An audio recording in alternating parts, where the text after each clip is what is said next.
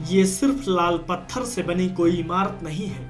इसका बनना इतिहास में एक घटना थी और इसने अपने निर्माण से लेकर अब तक ऐसी ऐसी घटनाओं को देखा है जिन्होंने इतिहास का रुख बदल दिया।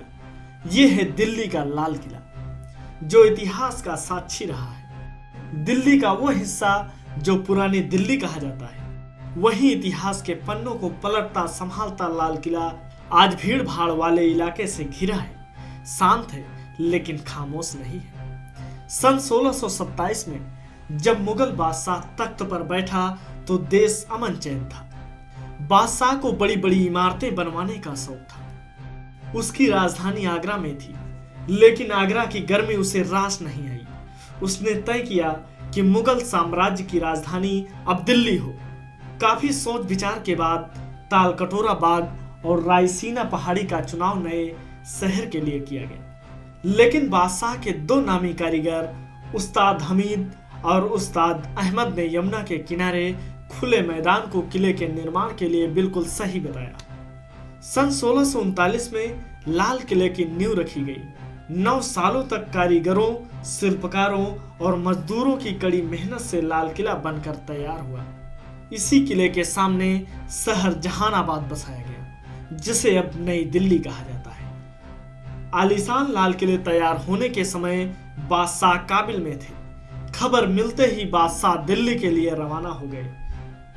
नजूमियों और ज्योतिषों के निकाले गए मुहूर्त के समय पर बादशाह यमुना के किनारे दरियाई दरवाजे से किले में दाखिल हुए। खाई को पार करने के लिए लकड़ी का पुल था। इस मौके पर लाल किले में एक शानदार समारोह हुआ, जिसकी सजावट कमाल की थी। आगरा के किले से दुगने आकार के किले की दीवारें यमुना की ओर 60 फुट ऊंची हैं और सामने की दीवार सबसे ऊंची है। इसमें 75 फुट दीवार खंडहर की सतह से ऊंची है और बाकी खंडहर की सतह के बराबर है।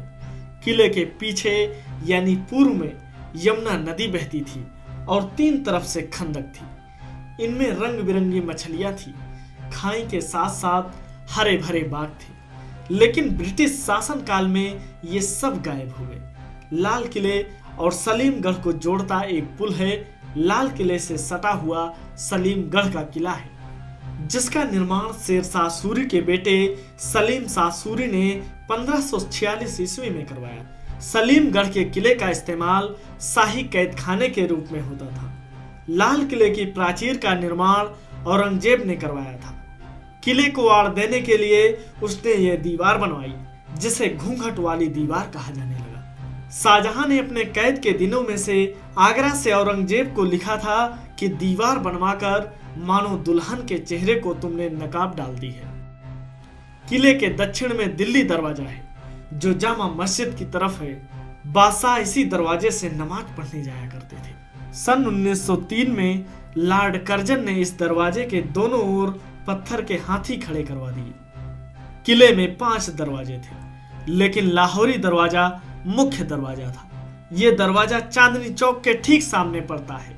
लाहौरी दरवाजा से प्रवेश करते ही छत्ता बाजार शुरू हो जाता है। इस छत्ते के दोनों ओर दुकानें हैं और बीचों बीच एक चौक है। किसी जमाने में यहाँ हर किस्म का सामान बिकता था। आज ये बाजार सैलानियों के आकर्षण का केंद्र है।